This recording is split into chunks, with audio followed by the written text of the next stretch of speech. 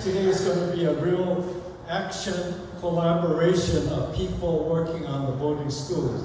So it's a really exciting time, and I'm going to introduce some of them to you. First, I'd like to introduce Dr. Maile Arvin. She's a professor at Utah University, and she has come with her student assistant and doing research this month here in Hawaii. And so she will start off doing what she has learned on her boarding school presentation. And then after that, we will do more. We have a member of our whole Kolokolo boarding school committee is Lei Poina Ole. He is also a videographer, so Lakea will be helping us in I'm not a PowerPoint man, so he has to help and do everything. Another guest is Dr. Ron Williams, Jr.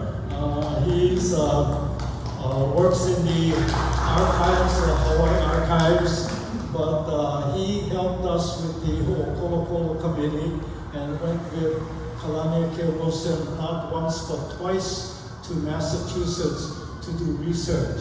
And since he works in the archives, he knows what we have, or almost everything what we have in Hawaii, or what we don't have. So instead of reading what was up there in the museums and the university libraries, we said, do you have it here? He said, no, then they just took pictures. And so I think they brought back thousands of material that we haven't all read yet, you know? And so we're trying to see what we have. So I'm so glad that he took off half a day from his work in the archives to be here. And if you want real knowledge from a scholar, then you should go to him. You know, I see myself as more as a Christian who are looking at the ethical implications of our faith, right? So I'm not like a pure scholar that let all the primary source facts speak for you, you know? So unfortunately, I have my own biases as a Christian, and that's what I'm doing.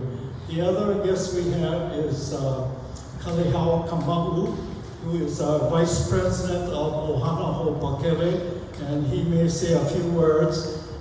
He was the person who started the first makahiki program in prison in 2003 in November at Diamondback Prison in Watonga, Oklahoma.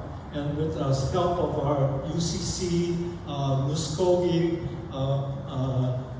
people, they helped to create a space for Hawaiian men to practice their religion, to learn their genealogy, to practice oli, and prepare for makahiki. So that tradition has gone throughout North America, but only now being introduced in Hawaii. And so Kalehau was part of that. And so he's written a paper on the boarding schools as a Hawaiian studies student. So he's also going to be here. So we're going to begin. I'm sorry I didn't, Maile, you introduce your assistant because I know he's Chamorro. So from Guam and Commonwealth of Northern Marianas. So I'll let Maile begin her presentation and then introduce also her assistant. Thank you. Thank you, Ram. Aloha mai kako, o Maile Arvin ko'ui no Kentucky mai au, no Waiale ko'u makuhine o Wanda Leilani Arvin kona inua. No au ma Utah, I Polapeka Laki Kulanui o Utah. So hello everyone, thank you so much for being here and inviting me to speak about my research. My name is Maile Arvin. I was born in Kentucky. My dad was from Kentucky, but my mom is from Waiale. Her name is Wanda Leilani Arvin. And yeah, I live in Utah. I'm a professor at the University of Utah. And for the last several years, I've been studying kind of a subset of the boarding schools that were here in Hawaii. The ones that I look at were run by the government, and starting with the Hawaiian Kingdom government, and then through the territorial government. And the schools that I look at were ones where technically students had to have committed crimes to be sent to these places. Of course, the crimes were bunk. The crimes were truancy, often truancy or petty theft. And for girls, it was often just that, kind of that they had looked at a boy, really. A lot of their crimes were understood to be that they had behaved improperly for women. And I came to this work in part because my tutu, Lillian Kaehukai Mahi Olo, who's my mom's mom, she worked in Kailua at the, she called it the Ko'olau Girls Home, but it had a bunch of different names, some of which I'll talk about today. The Kawailoa Industrial School, Kawailoa Training School, Mauna Lili School, but all of those names refer to the site that is today the Hawaii Youth Correctional Facility. So that's me, and it's my pleasure to also introduce one of my student research assistants, Kenny Tori. Mahalo, Madam. Aloha, everyone, or Hapade and Shimori. My name is Kenny Tori, Shimori PhD student at the University of Utah. I'm here as a research assistant to Dr. Arvin. I'll let Dr. Arvin handle the presentation, but I actually just want to direct you all to our little handout that I made for you. Some of you will be like, what's going on with this handout? Everything's upside down. We're going to fix it together. We are nothing if not resilient. Handouts like this, yeah? Folded in half. So the picture's in front, the follow us on socials are in the back, and then, as you all open it, you'll notice that it turns up and down, and then it'll make more sense, okay? So in the front, fold it over, recommend probably taking out the staple that's now in the back, and now you have a zine. So mahalo everyone, thank you. Thank you, Kenny, and thanks to the books who helped us copy those. What you have is it's like a little magazine that another student research assistant, Eliana Massey, made. She's here in Hawaii with us as well, but she's sick today, so she couldn't be here. But we hope that that zine that you have, it just covers the Waiale Industrial School for Boys, which was on the North Shore between Turtle Bay and Ted's Bakery. Many people know it as Crawford's. That little booklet is about that particular institution. I'll be talking about a couple of the different institutions that we are researching today.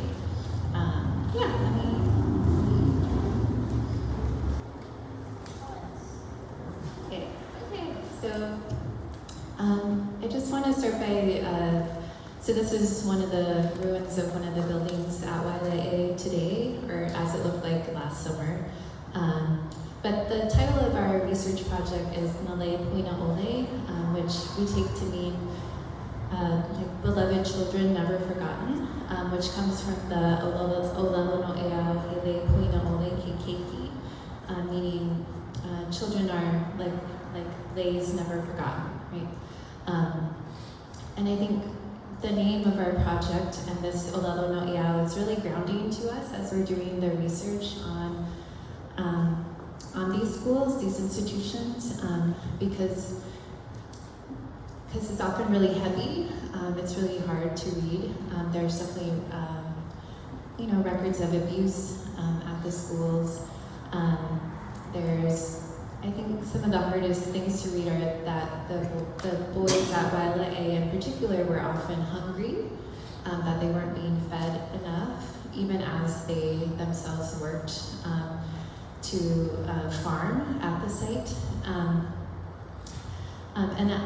As one of the public discourses that circulated about why these institutions existed, especially during the territorial period, was that Native Hawaiians weren't good parents, that they weren't proper parents, that they couldn't take care of their children properly. And all these ideas, of course, were racist and colonial. true. Although, of course, individual people may or may not be good parents, right? But the discourse that was circulating with these institutions is that Native Hawaiians as a whole, like culturally, did not care or value children, right?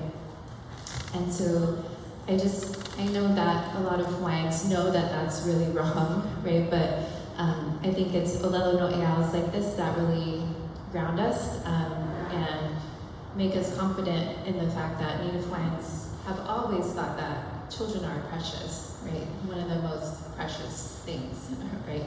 And I think that's, as much as you can have a framework that helps ground you and keeps you healthy as you're doing some really difficult research, this is something that's helped us.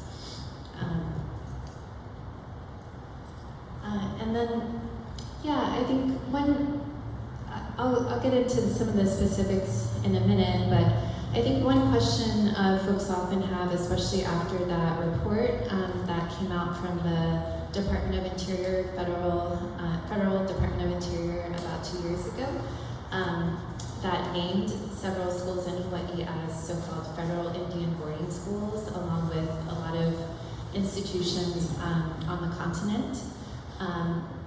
There are a lot of questions that have come up about, were these schools in Hawaii exactly the same as Native American boarding schools or not? Like, what were the similarities and what were the differences? And I think there are certainly a lot of similarities, especially in terms of these institutions function to forcibly assimilate children who are living here in the territory to kind of white American ideals about how society should be. And so that's very similar to Native American boarding schools. But there are these two, there are probably more than two differences, but two of the main differences that we've seen are, like I said, the institutions that we study, which include Keone-Ula Reformatory that opened in 1865, the Waiale School for Boys that opened in 1903, the Girls Industrial School that was first at Keone-Ula and then actually just a few blocks from here in Mo'ili'ili, and then the girls' school in 1929 moved to Kailua. We look at all of those institutions as well as the Waimano home for the so-called feeble-minded. And I can talk more about why we include that one, even though it also took adults. But many of the children that were at the industrial schools or training schools were given psychological tests or IQ tests, and based on the results of those tests, they could be sent to Waimano home. In terms of like understanding these schools in relation to Native American boarding schools, really it was only those who had been kind of classified as delinquent, wayward, immoral, or feeble-minded by a court who were institutionalized in the government-run institutions here in Hawaii. And though the other major difference is though Native Hawaiian children consistently made up a disproportionate majority of the children that were at these places, they were not the only racial group that were there. So there were all the other immigrant demographics of Hawaii. So Chinese, Japanese, Korean, Filipino, Puerto Rican.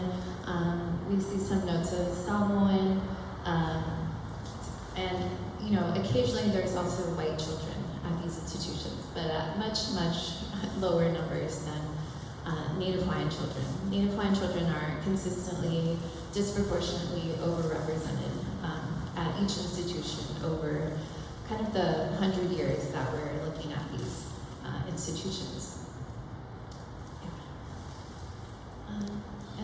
So those are the institutions that I kind of just said where we're studying, but to give you a sense of where they're located.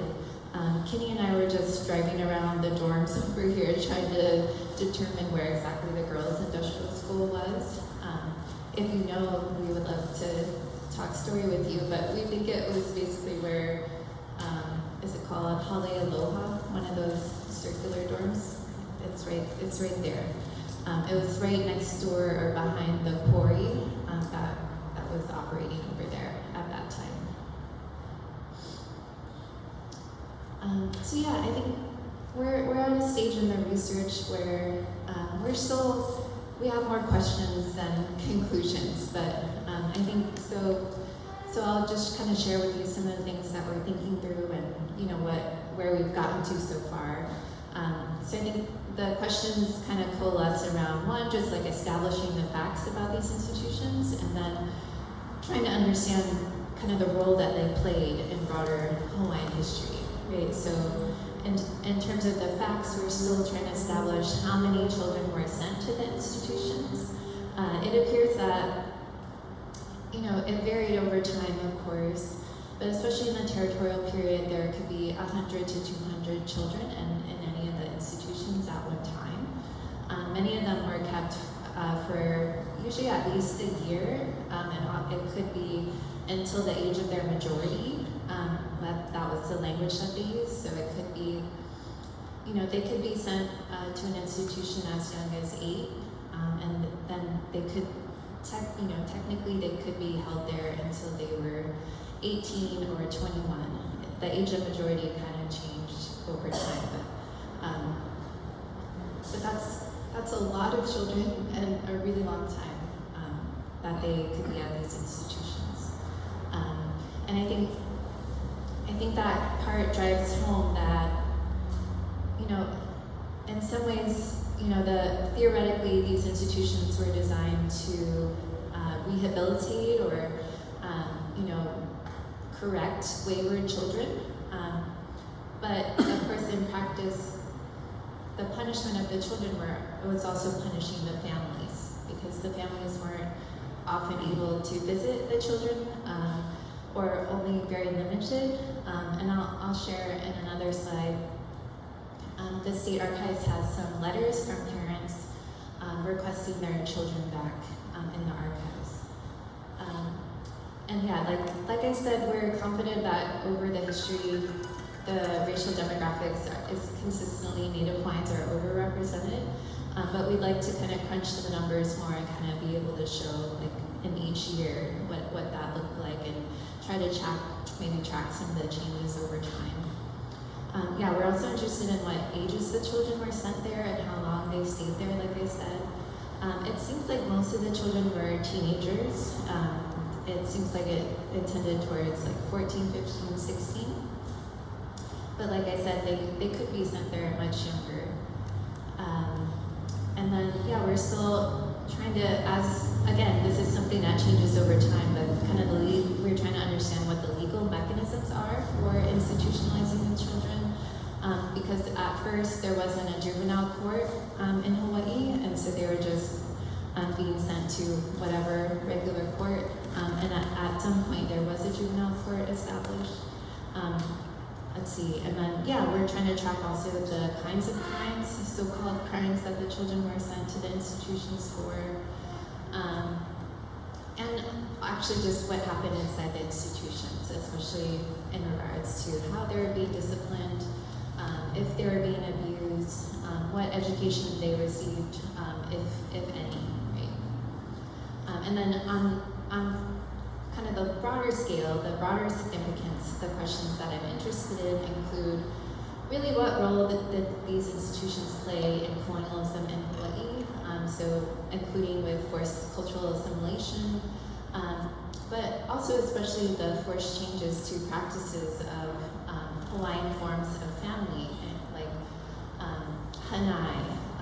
So it seems like at some point, Native Hawaiians who had hanai'd a child to another member of the family, they could also be targeted and their child be removed to one of these institutions just because they weren't fulfilling kind of the white American idea of what a family should look like the nuclear family. And so even that was like seen as something that could be punished, right, in the territorial period. And I think, along with all of this, we're very interested and concerned about the issues of intergenerational trauma that likely goes along with all of this history. Like I said, that's part of why we try to really ground ourselves in Hawaiian cultural values and protocols as we're doing this work. We're interested in how we can raise awareness about the history in culturally appropriate ways that aren't re-traumatizing people, even though it is a really heavy subject. And yeah, I think we're really interested in what forms of intergenerational healing can happen today as we do this research and collaborate with more folks, including you all. Okay, so here's some cooler things from archives. So this is the first, so like I said, the first institution opened in 1865 at Keone'ula in Kapalama, which is today the site is Ka'iulani Elementary, across from Kaumakakili Church.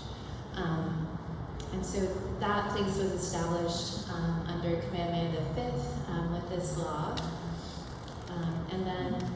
And here's like a little map from 1887, but it shows the Reform School out. So yeah, at this time it was kind of as Honolulu was still expanding, and so I think when the reformatory was first built, or in Hawaiian it was called Kula Ho'opololei A'ohana Lima. When it was first built in 1865, it was a little bit on the outskirts of Honolulu, but as Honolulu expanded, the discourse was that the boys were escaping a lot, and that they were too close to town, that they would just like go back to their old vices. Like this was the discourse that the superintendent and certain commentators in the newspapers had, right? And so that's one of the reasons why after the Hawaiian Kingdom was overthrown, and in 1903, they moved the boys from the Reform School to the North Shore at Waiale, because it's so isolated from Honolulu, and they think that the boys won't be able to run away from there, but in fact they can, and they do. But yeah. Let's see. Oh yeah, here's an example of a letter that we found in the state archives. And the letters in Olelo, and this is my likely imperfect translation, but I included the Hawaiian if you all have more expertise. But so you can see this letter says, Joseph is under 16 years of age, and he's our only child, and if he was living with us, we would rest easy. He is not kept for a sinful crime, but only for skipping school. We humbly report in front of your honorable board, he has been secured at this time for 1 year and 8 months, and it is a heavy circumstance, this sentence, for the wrong he did. And our hearts were sorrowful for his separation from us, and we're humbly asking for his release. So you can see that, it's really heartbreaking to read letters like that. And my sense is, especially at this time, so this letter is from, a handful of years after that institution opened. My sense is that some of the parents, they might have agreed to have their child sent to the Reform School because they were having trouble with their children, because parenting is hard, but when they discovered that they weren't able to just get their child back whenever they wanted to, right? That was really difficult. And so there are several letters like this in the archives from parents requesting that their children be returned to them. And some of the letters we don't know if they were ever answered. I think this letter we did find the answer, and it was no. The board wasn't going to release this child at that time. Another aspect of that first reformatory school was indenture. So the older boys that were committed to the reformatory, they could be indentured to sugar plantations, And some of them were. So this is from newspaper articles from 1871 that show, kind of different critiques of the fact that the reformatory is sending children to work on a sugar plantation, and kind of suggesting, like, is this really what was intended with this reformatory school, for the boys to just be sent to do labor? Like, is that really rehabilitating them? And let's see. This is just another example of, there are many mentions like this in the newspapers of like the crimes that children were being sent to these places for. So this one, for example, is saying 2 little Native girls were before the police court one day this week for stealing small articles from an auction room. Okay. And like I mentioned before, in the territorial period, it's girls and women, young women, that are being sent to this to the training school in Kailua, largely because of kind of ideas that they had misbehaved sexually somehow, right? I think that's a big difference from the reformatory that operated during the kingdom period, because in the kingdom period, we mostly just see, there's a lot less girls that are sent to the reformatory in the kingdom period, but also when they are sent, it's basically for the same things that the boys are being sent for, right? So I think that tells us something about, what the territorial government was using these places for, right? And it was kind of much more heavily a process of assimilating boys and girls into the idea of what boys and girls should be from a white perspective. And here's one more account of that early reformatory school. This is by someone named Mohoi, and he was actually a teacher at Kilauea at the time that he was writing this in 1873. He's basically kind of saying, like, now it's much better, but like just before I was here, he says that it was a place much feared and despised by some people, such that it was as if the child who was placed in this school was similar to a person falling from atop the railings of a ship into the raging whitecaps of the ocean, one where the victim could not escape because in their final understanding there was no one to save them, and then they would soon die. Right? So, and I think in the Hawaiian it's like even more dramatic. So I just think, even from that first reformatory school, there's this real depth of bad feeling that people had in Hawaii about these places, right? And he goes on in this article to say that, like, the reformatory should be ku'uhonua. It should be a place that really helps the children, right? And the whole idea behind establishing a reformatory was in part to keep children from being sent to jail with adults, right? Where some people thought that would just like further encourage them to lead lives of crime, right? And so a reformatory would be like perhaps less punitive and more actually educational. So that was the ideal, but in practice, it often was not a ku'uhonua at all. So I think one of the more famous episodes of that was related to that first reformatory school was in 1887 when Kalakaua bought this boat and created, kind of turned it into a naval, I think it was being called a naval training boat, the Kaini Loa, and he sends a delegation of folks from the Hawaiian Kingdom to Samoa with the intent of forming an oceanic alliance. That boat was largely crewed by boys from that reformatory. And Yeah, it seems to me from the records that they were the crew and then they were also the band. And so there's notes of them performing in Samoa and being really, really well received by the Samoan delegations.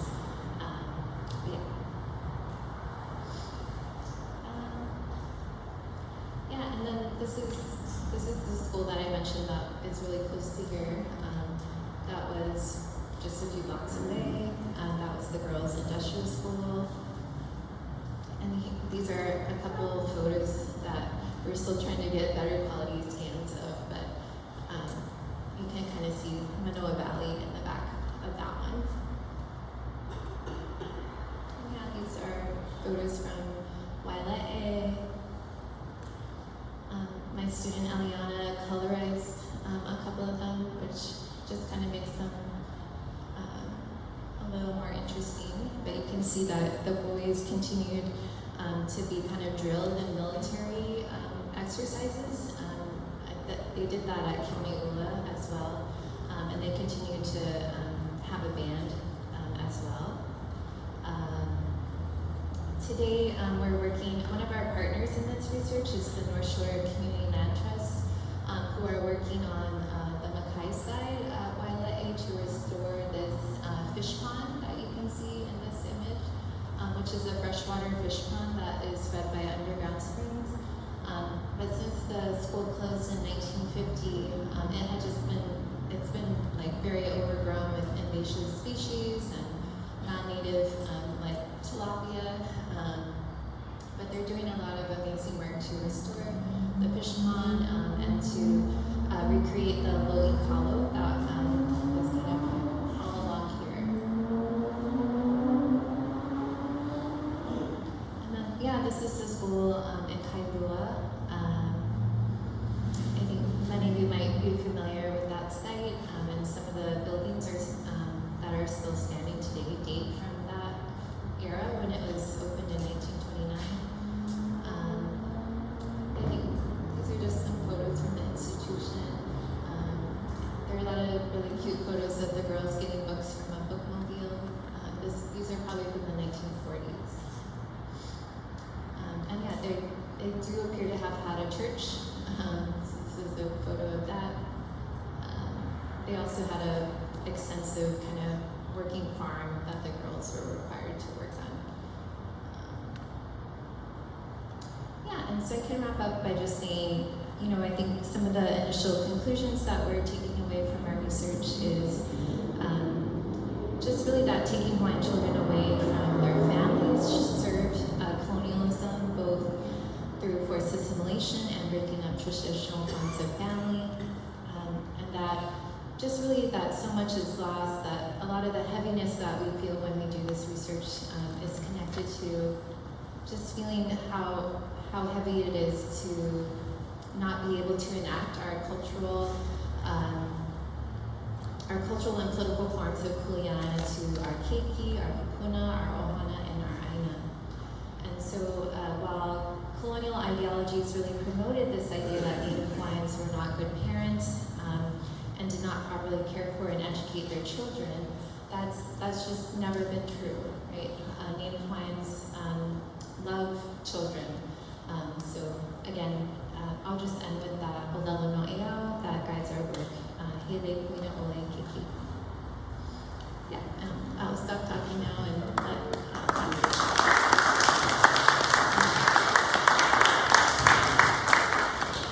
we were so excited when we learned that Dr. Maile Arvin was doing this work on boarding schools. There is a connection. Her mother and Papa Makua were classmates in Waimanalo growing up, so there's a connection there. And when Deb Holland came to Hawaii, I don't know if you know, Deb Holland is the first Native American who became the Secretary of the Department of Interior. And she initiated this study on the boarding schools. So she came to Hawaii, and that's where I first saw Dr. Maile Arvin gave a short presentation at that meeting. And so Papa Makua was also there and so we represented the Association of Hawaiian Evangelical Churches. But because of that, Harlem is the study revealed that among the boarding schools, there were 8 boarding schools in Hawaii at 11 different locations. So she is working, especially those that became like the juvenile homes, right? And you saw the one that she did on Kawailoa, you know? It's not something in the past, because today it's the Youth and Family Wellness Center in Kailua, and one of our members, Kavika Mark Patterson, is the head of that, of Kamakapili Church, and he has done a good job, because what was a girls' school, he's gotten rid of all of the girls, so there's no women left in the school. So you can see, but the beginning was from this boarding school, and we didn't even know. For a while, my dad was a pastor at Waiale, and Waiale is just nearby on the North Shore, and I didn't even know that there was a boys' home there. Now, I know Kalihao might be catching a plane back to Hilo. You gonna stay? Okay, because I was worried that he was gonna catch a plane and whether he wanted to comment, because he has written a paper on boarding schools, and he himself has experience being in the juvenile homes. And so I wondered if Kalehao, as our Vice President of Ohana Hopokele, wants to comment, say a few things about what you heard and what you've learned.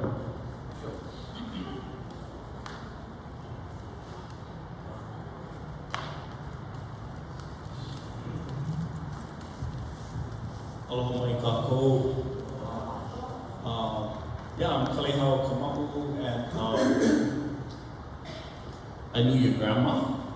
Yeah, so I was at Ko'olau from 69 to 74, and I've heard, being there's a lot of stories about Waiale, and so I would hear these things. Later on, I ended up in prison, and I met a lot of these guys that were in Waiale, and got some what they used to say about that place. And the stories they used to tell was crazy, about dungeons and things like that.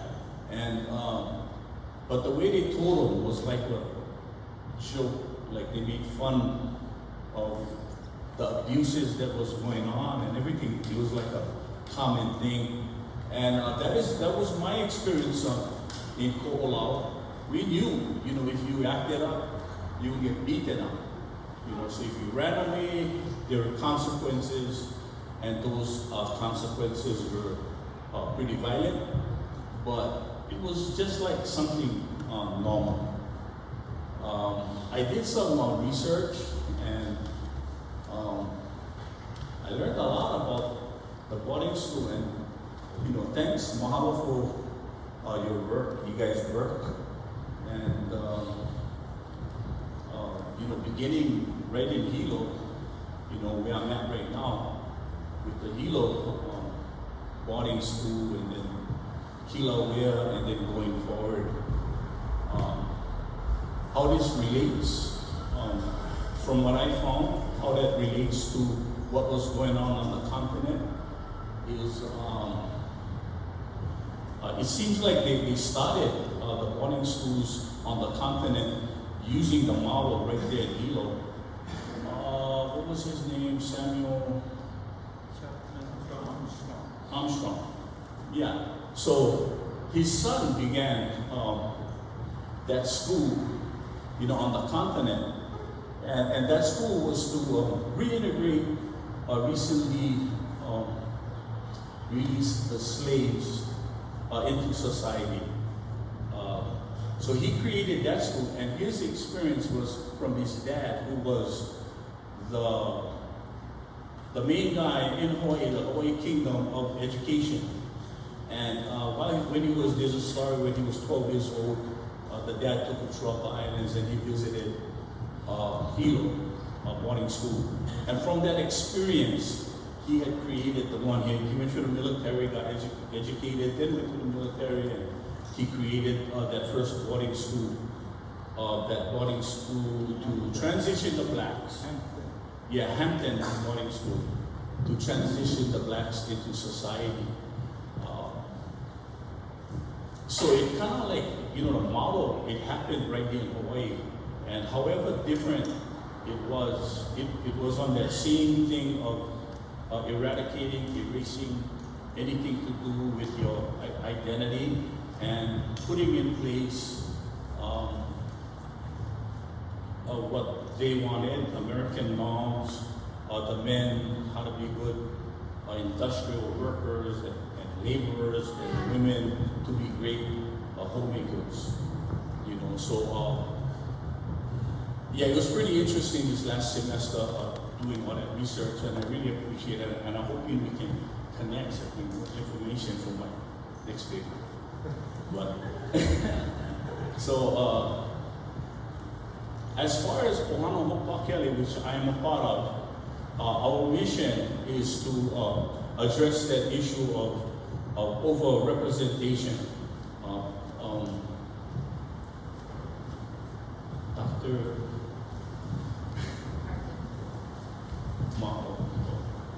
mentioned about the disproportionate representation of Kanaka in the boarding schools. And it was crazy kind of over-representation. That is the same case we have today in our prison systems throughout Hawaii, most of whom is in diaspora in Arizona. And so Ohana Ho'opakele, our mission today is to address that over-representation. And part of that is to implement culturally appropriate culturally appropriate programs, spiritual programs, and to help bring back that identity. Because I believe that's where it began. It began with the lost artists erasing about who we are, and then that is, I believe, that is why we represent so much in prison. So. Mahalo. Thank you, guys. Mahalo.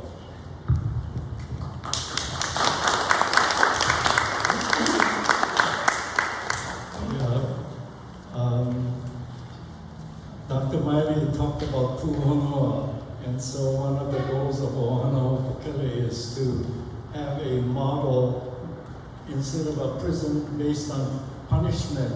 We need a healing model. And for Hawaii, it should be puhonua that was traditionally used. So that's the goal of Ohana Hopakele long term to do that.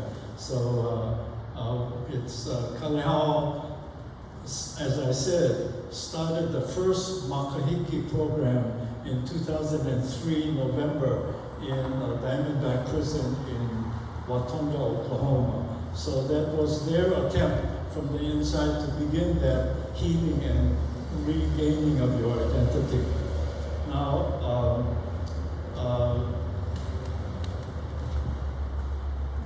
the reason why we're trying to do this, I think you read the resolution that was on s'mores. Some of you have been at the General Synod, which passed this resolution on the boarding schools almost unanimously. There were 2 abstains voting, but no votes, and it was the largest of all of the resolutions. It had the largest number of votes. So I think one of the reasons that it passed was that CAIM, the Council of American Indian Ministries within the UCC, had brought a similar resolution 20 years earlier to the General Synod. And that resolution had asked for an apology and maybe leading to reparations. So there may have been an apology, but as far as I know, there was no reparations. And I think because people in the UCC realized that 20 years had gone by and really they didn't take notice, that was one of the reasons for the large number. So I hope you have read the resolution that I was able to draft for Ohana Hupakela and for Polo Committee of the AHEC. And when it went up to General Synod, the committee members even strengthened it. So we asked for a general survey, and they wanted it to be much more an investigation with a disclosure back to the body. And so one of the things that we want to do is we passed it out to you. It's on the s'mores, so you can go and look at all of the whereases. Now, so we're so excited that people like Dr. Maile Arvin are doing research, and so it's going to help us. But the resolution actually directs the United Church of Christ to do its own investigation, beginning with the ABCFM. And so we're hoping that PAAM, Quorum, and all of those of you in this room will be helping us. Now, what have we learned in the interim between the passing of that resolution and now? So I'm glad that Dr. Ron Williams Jr. is here with us, because he and Kalania K. Wilson went twice to Massachusetts and did research. So Kalihau talked about Samuel Chapman Armstrong, who was a general who started the first Hampton Institute that is famous with Booker T. Washington. Well, they first included Native Americans into the Hampton Institute in 1878, even before Carlisle, the first Indian boarding school. So one of the hints that Kalihau is saying is that Samuel Armstrong Chapman was the son of a missionary from Hawaii, and his father was the head of education for the Kingdom of Hawaii. And so that instead of us learning from the boarding schools up in North America, maybe the proof is going to show that the experience in Hawaii contributed to the boarding schools in North America. So those are the kind of things that we want to study. Now, I'm sorry Kalania K is not here this morning, this afternoon, but he is a PhD candidate and had a meeting with his professor, and we were waiting for him to come. So these are some of the slides that he prepared that he was going to talk about, and of the information that he's come up with. So if you read the resolution, you know that the boarding schools came out of the Indian Civilization Act in 1819, okay? And out of that Indian Civilization Act, the funding came that started the boarding schools. Now, I shared at the AHEC meeting previously that we have a letter that ABCFM wrote to the Secretary of War. Now, this Indian Civilization Act was signed into law on July the 1st, 1819. So we have a letter from ABCFM to the Secretary of War at the beginning of the year, in February of 1819, talking about the money that it will receive from the Secretary of War to fund the ABCFM work with the 5 nations in the South. So today, if you look at the statistics, the largest number of boarding schools are in Oklahoma. And why? Because the Trail of Tears of the 5 nations people were sent on the Trail of Tears west of the Mississippi, and so many went to Oklahoma. So the good, the bad, and the ugly is what we want to find out. So one of the missionaries of the ABCFM, working with the 5 tribes, opposed the Trail of Tears. So there are instances that we're going to find of good works that they've done. So we want to find out everything. So the interesting is the money for the Indian Civilization Act was housed in the Department of War. So why would the Indian Civilization Act funding the boarding schools be housed in the Department of War? At the General Synod, they invited one person that they chose as an expert to give background on the Boarding School Act, and they asked him a question about that, and he just said genocide, that it was an attempt to take away land and take them over. And so I think we want to know, one of the things that we want to know in the study is that did any of our people who ran the boarding schools, for example, Dr. Olson, Reverend Olson, was the first principal of Kamehameha School. Did his salary come from the Indian Civilization Act? And if so, did that money coming from a federal act affect the way they did mission, right? Because the Indian Civilization Act, in very clear ways, is to Americanize, right? And so in more crass language, the Indian said it was to kill the soul and save the man, or something like that, right?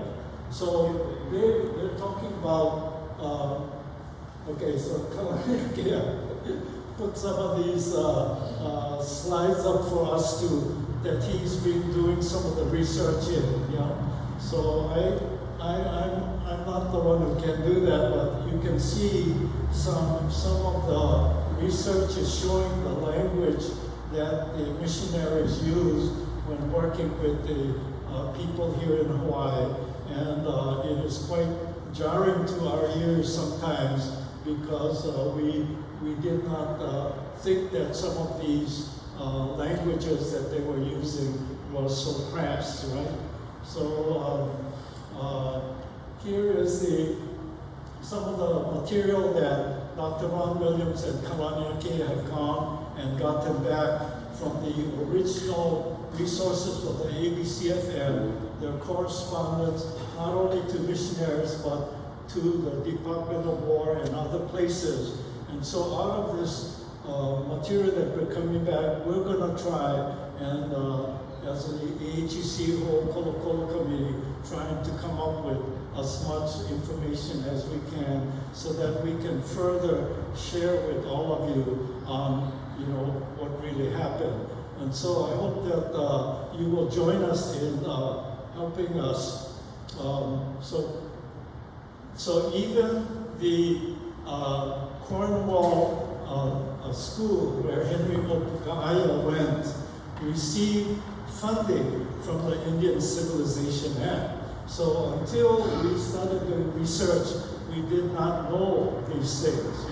So now we're following up and finding out some of the information that we did not know. And I think Ron Williams Jr. has done quite a lot of the research on the Samuel Chapman Armstrong papers. So we're going to find out much more about his thinking, what he did, and how it influenced the boarding schools, not only in Hawaii but in North America. Now, I think you know the history. Why is PAAM and why are the AHEC involved in all of this? Our first Papa Mako was Kimo Mersberg, James Kimo Mersberg. He's still alive, but not in good health. Kimo did a Master of Divinity degree thesis in 1961 for Andover Newton Theological Seminary. And to show the PAAM contact, his classmate was David Hirano. So actually David helped to type the thesis, or they wouldn't have got it in on time, So his professor was Leslie Dunstan. Some of you old timers may know Leslie Dunstan was was what we call, before we call the conference minister, he was the General Secretary of the Hawaiian Evangelical Association here in Hawaii. And he was also the head of the religion department at University of Hawaii, Manoa, right? So after he retired, he became the professor of mission for Andover Newton. So Kimo Merceberg did his thesis under Leslie Dunstan. So you had two people who really knew what was going on. But Kimo, as you know, Kimo is a very Hawaiian, humble man. So does not use language that some of us would use. But he wrote his whole thesis on the indigenization of Hawaiians in the church, right? In other words, why isn't the church having the Hawaiians take over the leadership of the church? So he first wrote about Rufus Anderson, the longtime secretary of the ABCFM. He was a secretary for ABCFM 35 years. In the 31st year, Rufus Anderson came to Hawaii, and he had almost a month-long meeting with the missionaries here. You know, there was not one Hawaiian in the meeting. You know? And in the meeting, he told them, "You've done a great job. Hawaii is a Christian nation. Now turn over the leadership to the native pastors." You know? And that's the point at which there was some did. You know? Some people, some missionaries returned to the East Coast, but most of them did not. You know?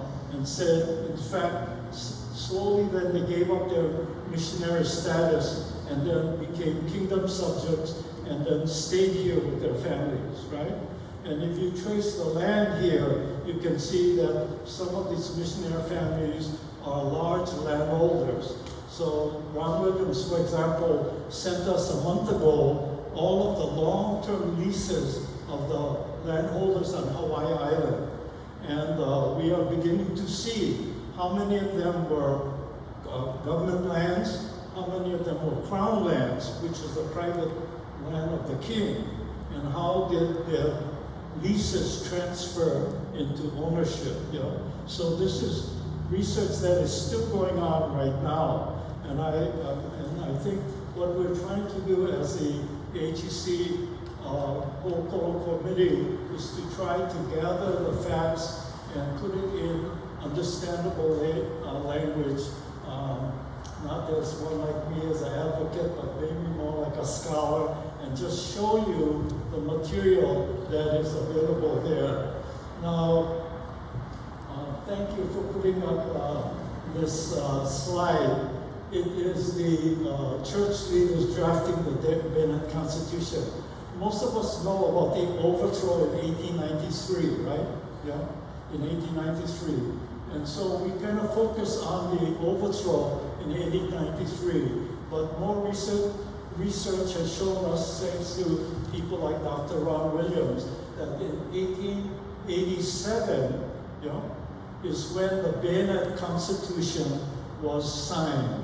And it's called the Bennett Constitution because at the point of the bayonet, Kalakaua, the king, was forced to sign this Bennett Constitution. Now, Dr. Ron is an expert in this, but not only did Kalakaua give up some of his power in making decisions to his cabinet, which became all white, but a key decision in that constitution was that it changed the definition of the subject of the Kingdom of Hawaii from a non-race-based criteria. In other words, in the Kingdom of Hawaii, every ethnic group could be a subject of the kingdom. But with the Bennett Constitution, the word changed to citizen, and it was based upon race. So people who are Asian, who had been members of the kingdom, subjects, lost the right to vote. People who were white were given, even without spending a year in Hawaii living, were given the right to vote. So you have a very interesting shift in the Bayonet Constitution in how the definition of subject became citizen. Now, why did the Bayonet Constitution work? Is that in January of the year, the Bayonet Constitution was signed on July the 1st, 1887, at the point of the bayonet. Now, the army that caused that Bayonet Constitution was the Hawaiian League. And the Hawaiian League was this oath, a secret group of 405 white men who signed their names to this oath. And the oath, you can read for yourself, says, I do solemnly promise upon my honor that I will keep secret the existence and purposes of this league, that I will not, in my position as a member of any military organization, oppose or oppress the white citizens of this kingdom, that I will stand by and support my military superiors in their necessary efforts to protect the white community of this kingdom against any arbitrary or oppressive action of the government, which may threaten the lives, liberty, or property of the people, and will, at all regards, protect and defend the members of the League who may be jeopardized in its service. Now, this was owned by the Thurston in his notebook, which is at the archives. And so we were able to go down and copy all of the signatures. Some of them were hard to read, but I tried to identify the church-related people of the 405 who signed. And lo and behold, it wasn't just like sons or grandchildren of missionaries. They were actually leaders of our church, you know. And so when we passed the resolution having Paul Sherry come and apologize for the complicity of the church in the overthrow, what we knew of the complicity was very little, you know. So what we are getting to know now is much more detail of the actual church members, not only missionary sons and grandchildren, but missionaries who came as missionaries, like Serrano Bishop, although son of missionary, was sent again as a ABCFM missionary to Hawaii, and he became the editor of The Friend, which spoke not highly of the Queen at all during the overthrow. So I think we are just beginning to do some of the research that is going to reveal more of the actual history, and want you to join with us and support us so that we can accurately portray what really happened. So what we have prepared for you today is a small resolution asking that PAAM, as a convocation on your 50th anniversary, pass a simple resolution in support of the General Synod resolution. The General Synod resolution puts the onus on the National UCC to do the investigation, but with the cooperation of the AHEC and CAVE, you know. But we on our side are trying to do our part. And so we would really value the support of not only PAAM, but the quorum groups to sign, and all of you who are active in the UCC, because it will show us support and we'll ask them to complete the investigation. So I think we have more experts here to answer questions. If Ron Williams or Makia or Papa Maku or Dr. Maile want to respond to some of your questions, maybe we have some time left for you to do this.